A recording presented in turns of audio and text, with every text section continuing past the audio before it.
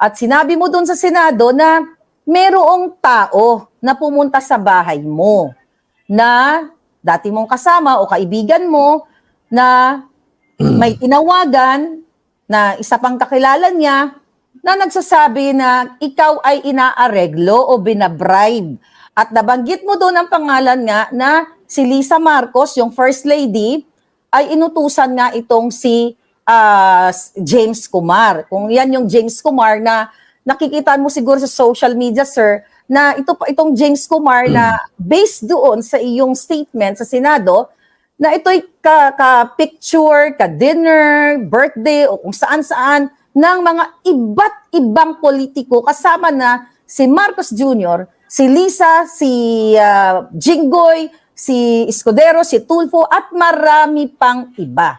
So ang tanong ko, dahil sa May 13 ay, susunod yung next hearing, sinupina po ba kayo o sinupina ba kayo ng Senado na ipakita yung ebidensya doon sa May 13? Kung itinutukoy nyo ba yung sinabi kong nakuha ng CCTV? Oh, yes, sir. Yung CCTV. Wala po ako na. Ang pinaimbita lang nila is yung mga nabanggit kong tao na nandun sa video call at yung aking dating katrabaho na aking kaibigan. Yun lamang po yung Pero yun lang sir, po yung pinaimbita. ako gusto kitang hamunin dito. Alam ko na I don't know if you are willing to para sabihin sa taong bayan. Kinokonek tayo ng ating common friend. Marami akong mga katanungan sa inyo personal na hindi nyo sinasagot eh. Okay? Dahil naintindihan ko naman po, baka ma-jeopardize, no? Yung inyong pagtestimonya. Pero sir, mabigat itong akusasyon mo at dapat malaman ng taong bayan kasi sabi mo nga na may nakipag-negotiate sa'yo, di ba? At itong taong ito ay pinadalhan na rin ng invitation ng Senado, yung mga na-mention mo mga pangalan doon. Opo. Mabigat, okay? Ang mga taong binitawan mo, katulad na lamang ng First Lady, okay? At itong si James Kumar.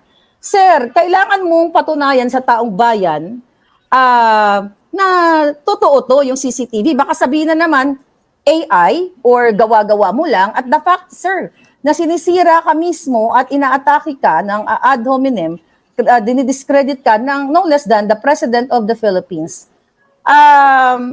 Pwede ba kitang kulitin, okay? Kung wala namang hindrance or something na legal implication, no? Na sabihin na natin sa taong bayan kasi ako po kinakabahan, sir. Dahil maraming nakakarating sa akin na baka hindi matuloy yung May 13. O baka may mga, mga forces na pupunta sa'yo at baka mabili ka, which is sabi ni Atty. Glencio nga po kanina sa interview, nananawagan siya na sana hindi ka mabili. So willing ka ba, to tell the whole world na may ebidensya ka ba talaga para dito sa sinasabi mong CCTV? Alam nyo, hindi po ako magsasalita kung wala akong pinanghahawakan na ebidensya. Noong binanggit ko yung CCTV sa Senado, ay download ko na ito at naghanda ako ng ilang kopya ng video. At sa katunayan, tinakpan ko binlog ko yung yung identity nung kaibigan ko at transcribe ko yung ilang ilang mga dialogue para at least madali siya sana na maintindihan ng makakapanood nito. At ito pinapaalala ko sa lahat na ito ay kuha sa CCTV at hindi ito wiretap. Kumbaga talagang alam naman nung kaibigan ko na may CCTV kami sa bahay, loob at labas ng bahay. Kaya alam niya na anumang galaw o anuman talagang makakapture. Ito naman kung handa ko itong ipakita.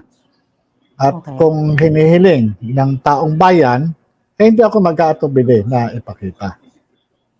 Pwede mo ba ipakita dito, sir? Kasi, baka baka magkaroon ng pag-ano sa inyo eh. Baka magkaroon sa inyo ng, syempre, I'm worried of your life. Okay? Kasi itong mga information na nakarating sa akin, A1 talaga na marami talagang gustong umareglo sa'yo. So, sir, babasagin ka nila sa May 13. Hindi naman imposible yan eh. Pwedeng mo bang sabihin dito or ipakita sa amin kahit konti lang sir. Kahit konti lang. Sige po, para sa kapakanan ng taong bayan, at ito po, Okay. ito po, ayan, antayin niyo po, ayan. Ganito, Oh my God. tayo mga magitan. Okay? Kasi nga yung mama, ganito, tayo mga magitan. Okay? Kasi nga yung mama, Ayan. Ito po yung sandali po, ibabalik natin, yung nangangamoy director, kumbaga, itong kaibigan ko, Wow. parang pagka nag-materialize itong negotiation na ito ay maaari siyang maging director sa isang government agency. Sir, Sige sir po, teka lang ha. Sige, teka lang ha. Antalain muna kita. Sir, kayo po yan nakaupo. Ako na po yung nakastripe. nakaupo na naka-stripe na blue na walang buhok. At Okay. ito po yung naka-blurred. Ito po yung aking kaibigan na dati kong kasamahan sa trabaho. So, sa PIDEA. ayan. So yan po yung ano na yan. Yan yung kaibigan mo na naka-blur na yan. Tapos ikaw. Opo, So, ito dating taga-PIDEA. So, tinitignan ko po kasi sir yung date. That is May 1. May Ten- 1 po. May 1, 10:30 tapos 10:32 AM. Yan. Okay. 10:32. 10:32. Umaga po yan. Ayan. Pwede nyo po i-play uli? Opo. Ito po. ganito, tayo mga magitan. Sandali lang po, no? Ito po yung kausap niya na doon sa video call, yung taong inutusan para tawagan siya, para ihatid sa akin yung mensahe. Ito po, tuloy po Okay. natin to. Kasi nga yung mama,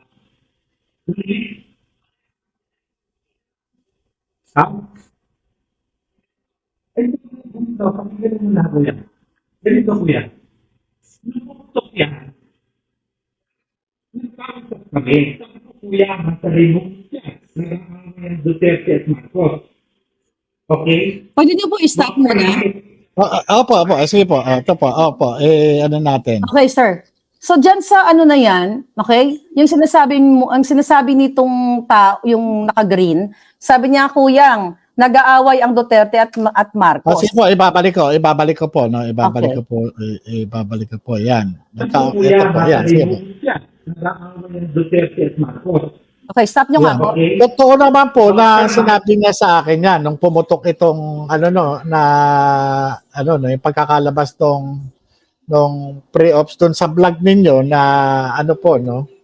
na sabi ko nga sumulat na ako kay Jan Lasso kaming sabi niya wag ka nang umano diyan kasi kaya ang sa akin naman kasi gusto kong wala akong kinalaman. Kaya ako sumulat kay General Lasso para patunayan na magkaroon ng investigasyon sa PIDEA na wala akong kinalaman diyan na kasi talagang nagulat din ako kaya nga sinasabi ko nga sa inyo, tinatanong niyo ako, meron ka bang galit? So totoo lang. Galit talaga ako sa inyo na Opo, sorry. dahil nga sabi ko illegal ito Hindi yung mga nasa likod na nagpadala sa inyo niyan, hindi man lang nila inisip na tingnan nyo, sa halip na nagbistula akong suspect Nagbistula akong suspect sa Senado. Investigador lang ako. Sir, Wala akong dito alam mo, habang piniplay mo yan, talagang nakakagimbal. Dahil yan mismo yung sinabi mo doon sa Senate hearing. Na, yung sinasabi mo na wag nag-awayan ng Duterte at Marcos. accurate po talaga yung statement ninyo. At hindi naman po siguro AI ang pinapakita nyo, sir, ano? Kasi kayo yan, walang buhok. Sorry po. Opo, yan po. And, tuloy po pa ho natin, ano? Tuloy Okay. po ho natin.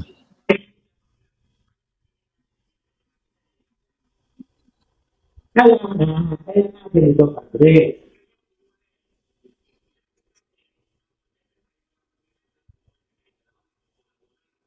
Hindi,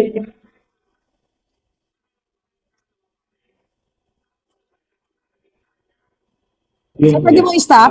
Padre. Opo. Yun. Kasi eto po yun, ano, kung mapapansin nyo, sa una, parang ano no, ang dating, tinawagan itong kaibigan ko, hindi ko alam kung may previous na pag-uusap na sila, no? Parang ang dating, parang tutulungan ako na ano, pero nung tumatagal yung pag-usap nila, nandun na yung sinasabi na papatayin ako, ganun eh.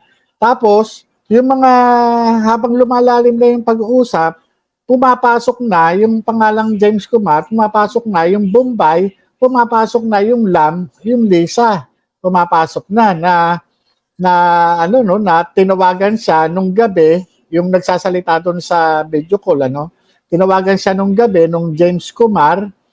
At yun nga, ano, ang tinawagan din na ang kumausap doon sa kay James Kumar, yung Lam o yung Lisa. Kaya tingnan niyo yung ano no, yung ano nung una parang nagpapanggap lang na tutulungan ako, pero yung pala later on Parang ano mo meron na na silang pag-uusap meron na silang before. ganoon eh, Parang, ganoon sir, yung ano. sir, bago mo i-play Parang yung video. pre-plan ito eh, parang pre-plan itong ano na to no. Kasi yung ano dumating sa bahay na ano no, kasi ito yung may interview ako nito kay parang kay ano eh, kay Attorney Roque no sa ano Grabe. no. Oh, yun yung Sir, ano. Tuloy po natin kung ano, may tanong pa po ba sir, kayo? wag mo muna tuloy, sir, ganito. Ang question ko, sir, muna, no? Grabe, kinakabahan po ako habang nanonood ako, no? Ah, yung yan yung nakalagay, sumunod lang siya kung anong sasabihin sa kanya. 'Di ba? Sumunod lang siya. Ikaw to, 'di ba? Na Opo, sumunod ako ka po lang. yun. Sumunod lang. Kung ano man, ang instruction lang, parang sumunod ka lang na ano, parang sabi ko, bakit ano, no?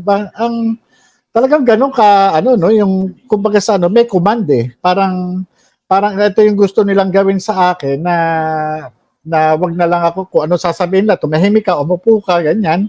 Ganun na lang ang mangyayari. Kasi, kaya nga sabi ko nga, no, ano ba to?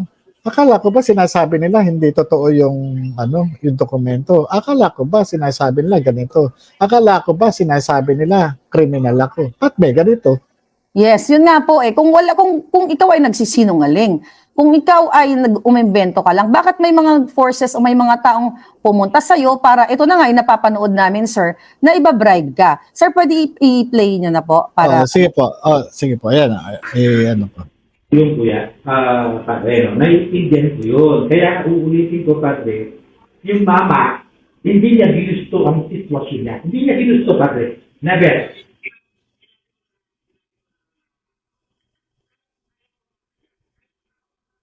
Kaya kong ipante yung mensahe. Pero yung sariling desisyon.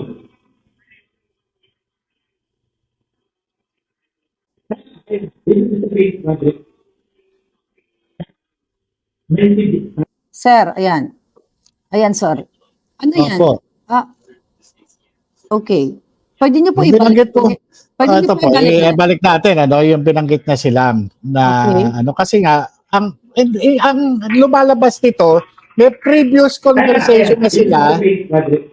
May previous conversation na sila na yung ano, kasi kaya nga sinasabi na wag kang magbabanggit ng pangalan, kaya nga sabi nga nitong si Kuyang, marunong naman siyang humawak ng information. Kaya sabi niya, alam mo naman si Lam, alam mo naman. Ibig sabihin, alam mo naman si Lam, ibig sabihin hindi basta-basta, no? Kumbaga sa ano, pagka nagkamali ka, may pagkakalagyan ka. Yun Wow. po yun. So, okay. So, tuloy na po natin. Opo.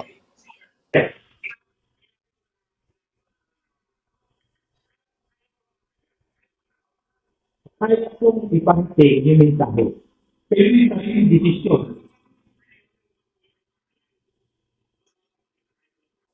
Ibig sabihin, Padre, Padre, marunong tayong mawak na informasyon. Huwag daw po silang.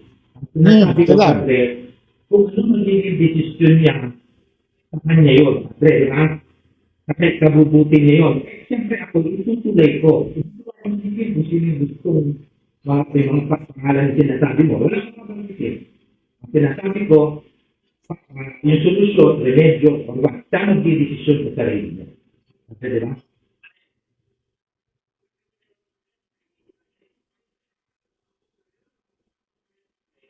Ay, ano mo nga po yan? Stop nyo nga po yan. Opo, babalik ko po. Sige po.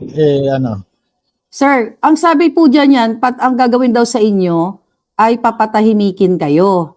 Opo, Oo, papatayin daw kayo.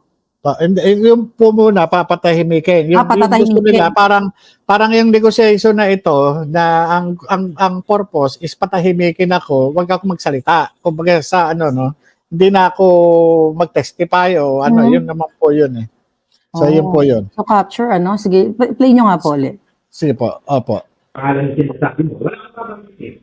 Ang sinasabi ko, yung solusyon, remedyo, basta magdidesisyon sa sarili niya. Kasi diba?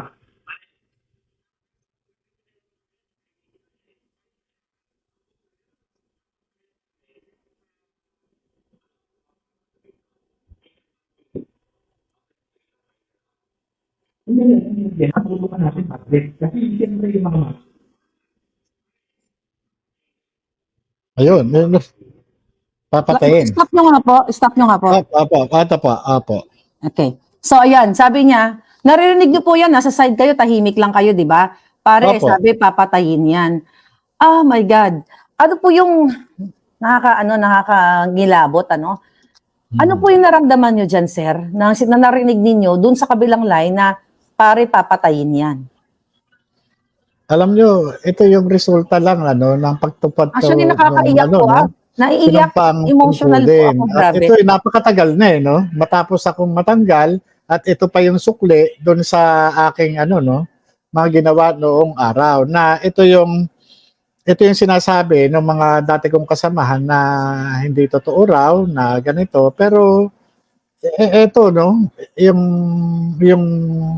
pinuntahan ako para i-negotiate para tumahimik na lang dahil nga ito may papatayin nga ako pagka hindi ako kaya nakita ko yung yung pattern pinatatahimik ako dito sa negotiation na ito at yung nandiyan naman na nag-aantay ng kasagutan ng response ko na i-deliver nitong si Kuyang yung tong naka-green doon sa kausap niya sa at yung hindi nagmaterialize kaya nga ang naging plan B sa aking paniniwala ay yung ginawa sa akin sa Senado na inatake yung aking pagkatao. Talagang tinatad nila ako doon sa para durugin yung aking pagkatao para hindi na ako makapagsalita, para mawala ako sa focus, para kumbaga sa ma-disorient, ma-disorganize yung ang aking thought pattern. Pero nagpapasalamat ako sa Diyos kasi naging consistent and congruent ako doon sa issue na subject ng Senate investigation. Ito yung sa dokumento at doon sa nilalaman ng dokumento. So, kung wala na po kayong tanong, itutuloy ko po para... Sir, sandali lang po. Opo. Hindi po kayo natakot nung narinig niyo sa other line, yung naka-video call nitong naka-green, na yun, pare, papatayin yan. Alam nyo, normal po bilang tao, napaka-ipokrito ko naman po kung di ako nakakaramdam ng anumang pangamba. Pero sa kabilang banda, dahil nga nagtrabaho lang po ako wala po akong naisip na kasalanan ko doon sa Pangulo ng Pilipinas na si Bongbong Marcos kasi trabaho lang po kung ano man yung aking nalaman sa pamamagitan ng confidential informant doon lang po at wala naman akong sinabi na siya na siya ay ganito o ganyan, doon lang po, doon sa sinasabi lang, doon sa naka-record na ano no, na itipa ko noon, doon lamang po eh. Wala nang iba. Grabe. Hindi Grabe, naman po sir. ako lumalabas doon eh. So, grabe. So, dito mo talaga makikita yung pagiging mafia, sabi ng mga naka-comment. Pwede niyo po ituloy, sir? Opo, sige po. Yan po.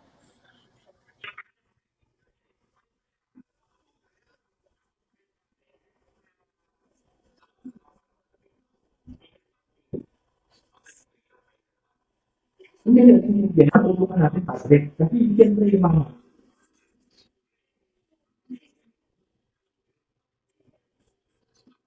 Grabe.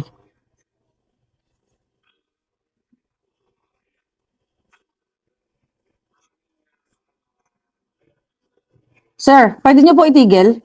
Opo. Yan. Okay. Yan. Sir, grabe yung sinabi na alam mo pare, papatayin yan. Pwedeng may sakit sa puso. You know? At Pwede nga raw parang mamatay ako sa sakit ng puso o kaya mabangga o ano man. Ano, Kunyari. dahil marami na raw pinapatay ngayon na hindi na binabaril. Kumbaga, Yun nga, oo, ang sabi. ano. My God. Sige sir, i-play nyo na po.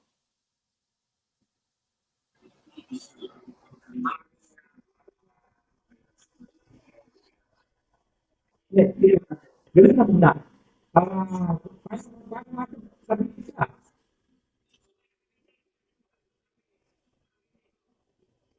Kasi, ano natin,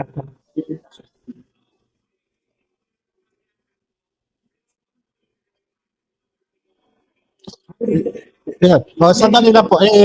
Ano ko po, ito ko muna, no? So, yung una, parang tulungan natin, ano niya, di ba? Pero, eto, lumalabas na, kagabi pa, kinausap na siya ni James Kumar.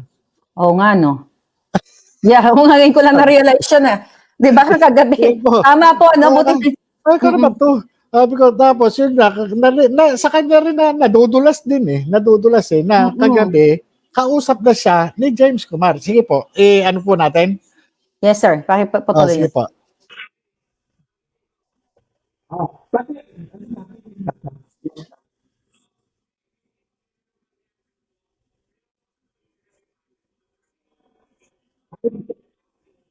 hindi parang kilala ko. Ibig sabihin na tumawag si KJ.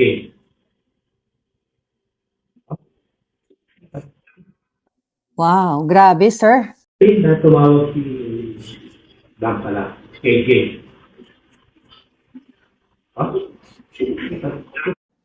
Sir, siguro bago tayo magtuloy-tuloy, kasi ang taong bayan nakikinig, naluluha sila sa iyo at naniniwala sila na totoong may CCTV. Pwede po pang balikan natin, wag natin i-interrupt para yung gustong magkuha ng video na i-echo nila ay mapanood po. Padire-diretso po natin ang play.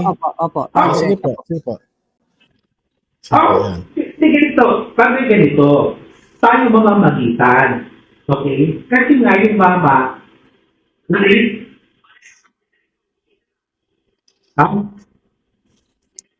Ano daw, pakinggan mo na ako yan. Ganito ko yan. Nung pumutok yan, nagkausap kami. Sabi ko, kuya, matalimugot yan. Nag-aaway yan Duterte at Marcos. Okay? Huwag kang makit. Kaya nga ganito, padre.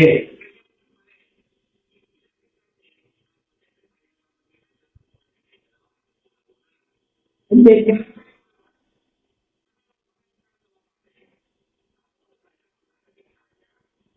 Yung kuya, padre, naiintindihan ko yun. Kaya uulitin ko, padre, yung mama, hindi niya ginusto ang sitwasyon niya. Hindi niya ginusto, padre. Never.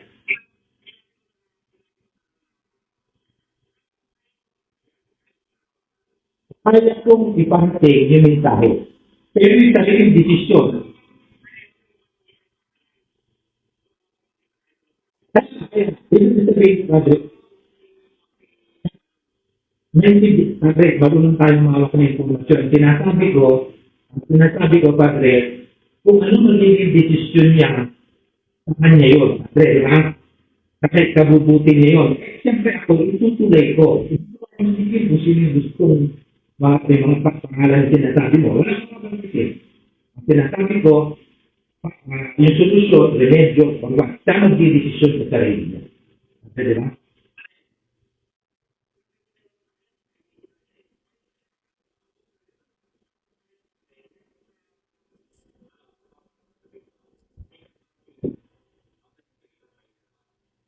Hindi, matulungan natin natin. Kasi siyempre yung mga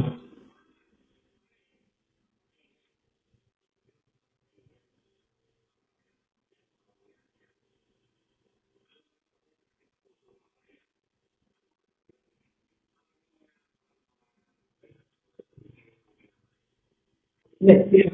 Ganun na. Para makatabi ka. Oh, kasi, ano natin yung nasa.